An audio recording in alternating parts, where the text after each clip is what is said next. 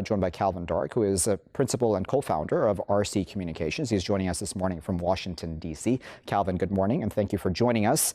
What do you make of these emails? I mean, there seems to be this very major push for herd immunity in these emails by this appointee, again, for the sake of, keeping the economy churning. Yes, and I don't think it's any surprise.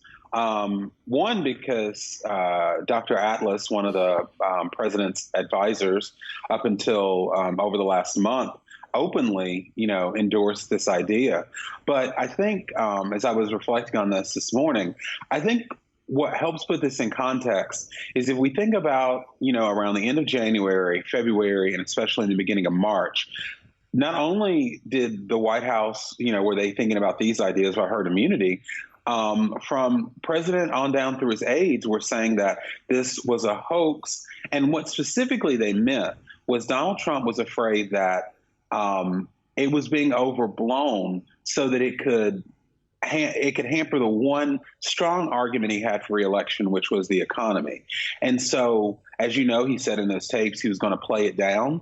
That's kind of what's behind this. So I think what happened was, instead of choosing the option that was based on the science and the medical experts who, like Dr. Fauci, who've been in there since the mid-'80s, Donald Trump went the path of, this is a hoax, this is all about me. We're going to go this route because otherwise the Democrats will ruin the economy and I won't get reelected. Would it be an overstatement to say that then this sort of attitude has probably led to major delays in doing the right thing? Oh, definitely. Donald Trump always talks about, the things that he did that saved lives. You got to remember, it was only until late summer, maybe early fall, that Donald Trump was finally saying wear a mask. We were reminded this past week that it was 6 months ago where Vice President Pence, in an op-ed, said that, we were on the way out. There wasn't a second wave. It was all overblown. So I think that had they taken it seriously in the beginning, and had they not made it political, I can't predict, exactly how much better it would have been, but I think it's undoubtedly would have been a lot better. And now we have, in fact, Calvin, and as I'm sure you're well aware, young people, in fact, are being quite drastically affected by the virus, too, at least the newer mutations of virus that I just was reading about a child, I believe it is in the UK, a 10-year-old child who is in the ICU and is doing very badly with no underlying conditions, that is, from before. Do you think that those realities will come back to haunt, then, the legacy of Donald Trump and the way he's handled this entire situation? Yes, I think so. I think the more that we learn about the current, COVID-19, nobody would have been perfect. And there's going to be things that even the most well-intentioned, trusted in science somebody is, that, they're going to make mistakes. But I think that people are going to look back and, see that at the height of the second wave, Donald Trump was mocking his opponent in the election for wearing a mask. And he was mocking him for being in his basement because he was actually trying to socially distance.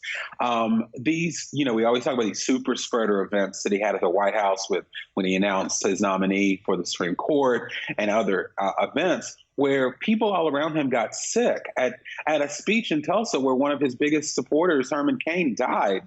That's the thing that somebody's going to look back at and say, what was going on? Yeah, so I mean, then do you think that Joe Biden coming into office then will be a complete 180 on this sort of thing? Because, as I said, it's not like it was only the U.S. that discussed herd immunity. It was also discussed in Sweden. And now, of course, the king there has come out and said that was a failed policy. But nevertheless, it's not like this was a completely, out of the blue crazy idea. I mean, am I right to say that? Well, I think if it had not been politicized, it would have been something where I think there could have been a legitimate discussion around, but that it wasn't based on science. And another aspect of the political dimension of this argument is, like you mentioned in Sweden, and there are other places around the world that try different things. Instead of looking at those scientifically and saying, how does that work? Would that work if you tried it in the United States? It was purely political, that if the Democrats say it doesn't work, they're just trying to ruin the economy. So I think that, for example, one of the things that President Trump brings up a lot is in the very beginning, there were some health officials who were saying, not to wear a mask. And, some of them were saying it because they didn't want the mask supply to get taken up. And so, I think most people and most Americans understand that this is a new virus and that there will be mistakes made. But I think the difference is where the motivation's coming from as to why certain strategies were taken. And Calvin, the worldwide argument on the part of many governments was that, listen, we can't have a solution or preventative measures that are worse than the virus itself, i.e., having economies completely shut down. We need to have the economies churning so that people are making enough money to be able to feed themselves and their loved ones as well, because they can't completely depend on their respective states. What do you make of those sorts of arguments in the context of the U.S. as well?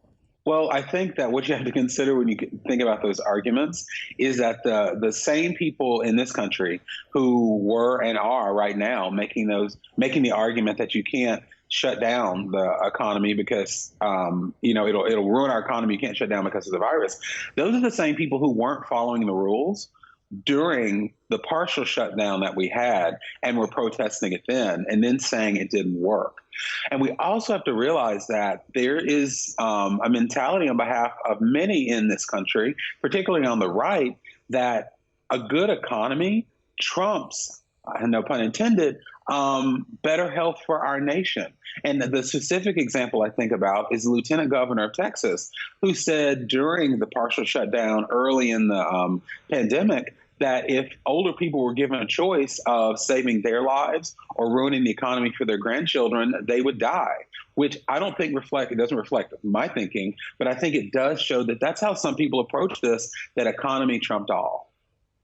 All right. As a final word, then, before I let you go, Calvin, this morning, we're now in seemingly the phase where the vaccines will be coming in, but we have numbers going up quite drastically in the U.S., right? And I believe I was just watching an interview with Dr. Fauci earlier this morning at Lahore time, and he was talking about very high numbers and the situation not being, positive at least for the next while. What do you think Donald Trump's plan will be now for the remainder of time that he's in office? I mean, it's just a number of weeks now, but nevertheless, he can still have a significant impact on how all of this is carried forward, right? He could. There are some things that he could do. I'll tell you, and this shows you how optimistic and maybe unrealistic I am. As you've been hearing about Vice President Pence is going to get the vaccination, Joe Biden's going to get it next week. I thought about in an ideal world, you would have the outgoing president and vice president on a stage with the incoming president and the incoming vice president all taking the vaccination. Of course, even saying that sounds insane because they were not even talking to each other. So there is a lot Donald Trump could do, but he won't. He has not done anything up to this point. He is focused on, his efforts at overturning the election, which is unfortunate because the American people will suffer in this interim. All right, Cal, it was a pleasure. We appreciate your insight and speaking to us this morning from Washington, D.C., discussing how a Trump appointee had spoken of herd immunity in emails.